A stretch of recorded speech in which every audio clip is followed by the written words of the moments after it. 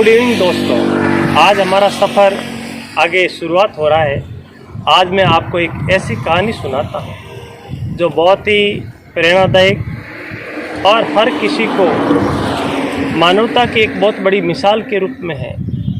मेरा सफ़र जब जोधपुर से रामदेवरा की ओर बढ़ता है तो उसी दौरान सेखला और कौन से स्थान देड़ा के बीच में एक बाबा रामदेव नाम से होटल है, जहाँ पर एक ऐसे ही सज्जन पुरुष हमें मिले जिन्होंने कोरोना काल में न केवल मानवता की एक मिसाल को दिखाया है बल्कि उन्होंने पानी पिलाया है, लोगों को भोजन के पार्सल तक बांटे हैं। आइए इन्हीं लोगों को मैं आपको अलग अलग दिखाता हूँ जो कि वो कैसे एक परिवार के रूप में रहते हैं। आइए हम एक परिवार की तरह रहने वाले लोगों से परिचित कराते हैं, कैसे मिलजुल कर रहते हैं, होटल चलती है।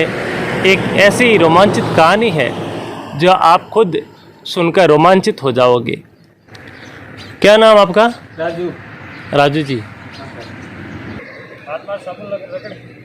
ये होटल में प्रवेश करने से पहले साबुन से हाथ धोते हैं, कैसे सोशल डिस्टेंसिंग का ध्यान रखते हुए और सैनिटाइज का प्रयोग करते हैं। आइए इसका एक उदाहरण देखते हैं। देखो कैसे सोशल डिस्टेंसिंग का ख्याल रखते हैं और सोशल डिस्टेंसिंग का ख्याल रखते हुए कैसे होटल के अंदर प्रवेश कर रहे हैं और आगे सैनिटाइज करते हुए कैसे होटल के अंदर प्रवेश करते हैं। कितना विशेष ख्याल रखते हैं इस होटल का। और जो ये मारवाड़ी वेश भाषा में जो दिख रहे हैं, बहुत ही लजीज खाना, बहुत ही प्रेम से अपने ग्राहकों को ऐसा व्यवहार करते हैं जैसे कि भगवानी स्वरूप कोई मेहमान इनके द्वार पर आया है। कैसे सामान की खरीदारी करने के लिए एक ऐसी रस्सी लगा रखी है जहां पर ग्राहक कोई भी अननेसेसरी अंदर प्रवेश नहीं कर पाता है और जिस चीज़ की ज़रूरत होती है वो दुकानदार जो ये भाई साहब है वो बाहर लाके इनको दे देते हैं। ये देखिए कैसे दुकानदार इनको बहुत ही दूरी से जो भी चीज़ सामान चाहिए इनको सामान ला के देते हैं और ये अपने कीप डिस्टेंस रखते हुए सामान को प्राप्त करते हैं और बीमारी का विशेष ख्याल रखते हैं ताकि एक दूसरे किसी प्रकार के भी संक्रमित नहीं हो सके।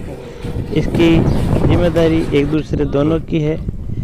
यही देखिए आप, ये जो दुकान दिख रही है छोटी सी, लेकिन मैं आपको बता देता हूँ इसके अंदर जो इनके ग्राहक है वो बहुत ही उच्च अधिकारी के रूप में भी आप यहाँ पर है। अभी मैं आपको इनका परिचय करवाता हूँ अलग अलग लोगों का। जैसे आपसे मिलिए आप।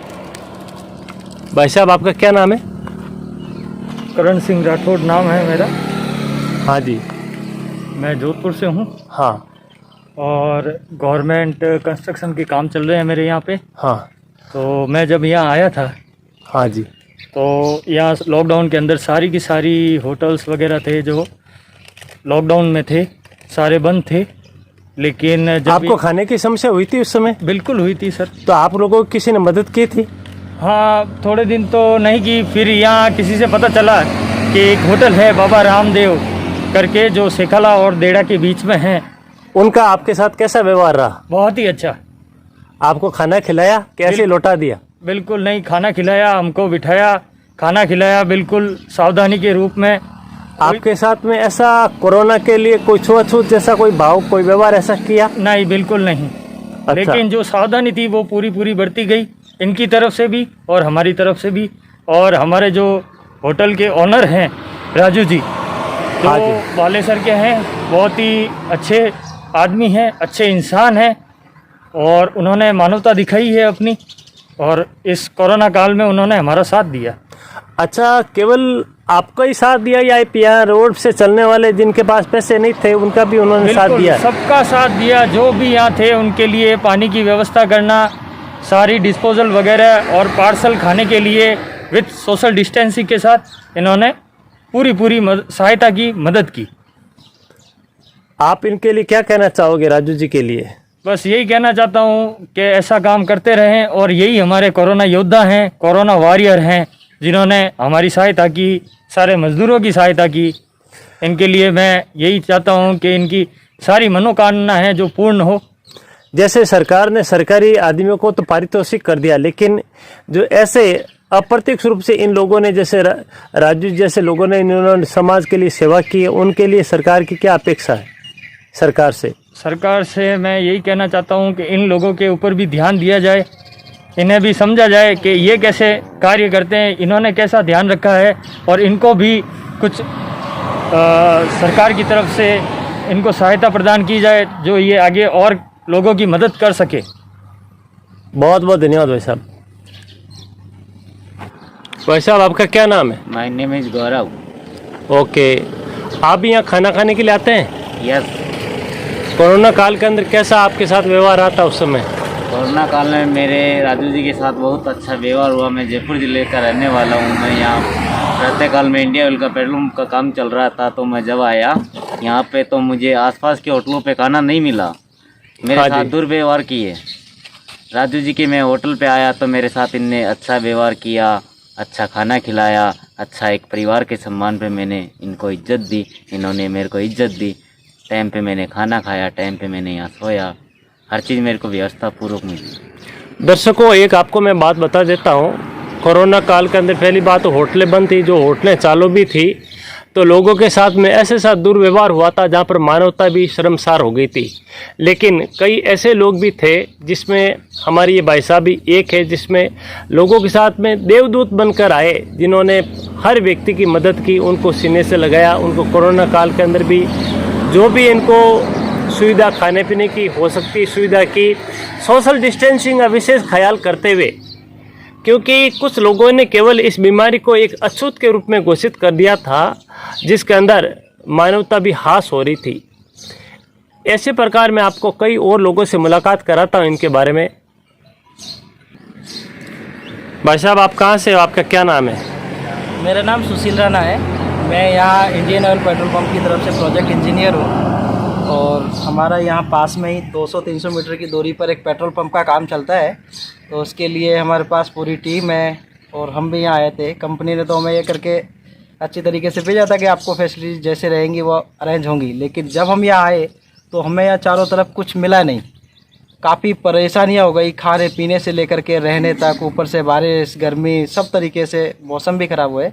उस टाइम ये हमें राजू जी के जो होटल पे हमने एक बार थोड़ा सा संपर्क किया, वो लोगों की काफ़ी सेवा कर रहे थे उस टाइम।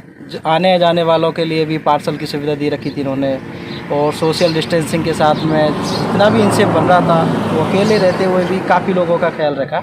उसी टाइम में हम लोगों को भी यहाँ पर शरण मिली, हमें खाना भी मिला, और इस महामारी के बुरे वक्त में ये हमारे लिए एकदम भगवान की तरह बन के आए। इंजीनियर साहब, मैं आपसे एक चीज़ पूछना चाहता हूँ। जिस समय कोरोना काल चल रहा था तो लोगों को घर दिख रहा था, क्योंकि यहाँ खाना इत्यादि नहीं मिल रहा था। लेकिन इस दौरान जब इन ऐसे लोगों का जब सहारा मिला था, आपको कैसा महसूस हुआ था उस समय? उस टाइम ये हमें किसी भगवान से कम नहीं लगे। एक तरफ सरकार ने वायदे तो किए, लेकिन किसी तरीके का हमें कोई सहारा यहाँ प्रदान करने वाला नहीं था। शहरों में चाहे कैसा भी रहा होगा, लेकिन ग्रामीण एरिया में लोग डरे हुए भी थे उस टाइम। लेकिन इन्होंने अपने आप में हिम्मत दिखाई और मानवता का परिचय देते हुए यहाँ पे हम लोगों का साथ दिया।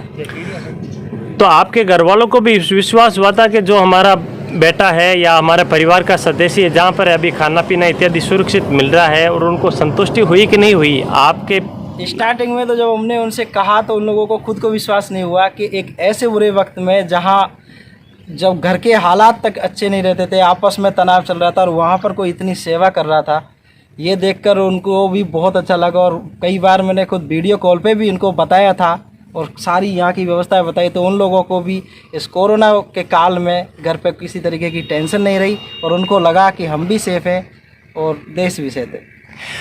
दर्शकों, ये एक बहुत ही मार्मिक कहानी है, क्योंकि अपन घर में बैठे बैठे बहुत कुछ चीज़ें नहीं सीख पाते हैं, लेकिन जब अपन सफ़र में निकलते हैं तो अपने को ऐसी ऐसी कहानियाँ और ऐसे ऐसे मोड़ मिलते हैं जहाँ पर लोगों को बहुत सारी दिक्कत का सामना करना पड़ता है, लेकिन जब कोई भी सफ़र का हम सफ़र बन जाता है तो उनका सफ़र भी ऐसे कटता है जैसे कि स्वर्ग में बैठे हुए देवताओं के स्वरूपी उसके पड़ोस में बैठे हुए हो।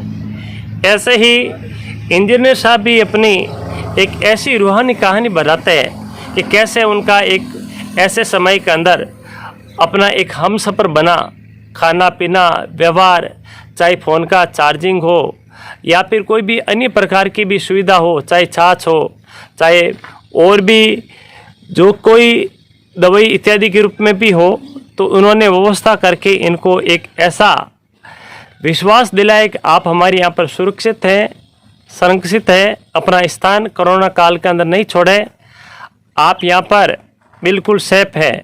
आप होटल संचालक के पिताश्री है, अखाराम जी सोलंकी बालेश्वर से है। और अखाराम जी, आपने ये जो होटल है किस उद्देश्य से खोली है?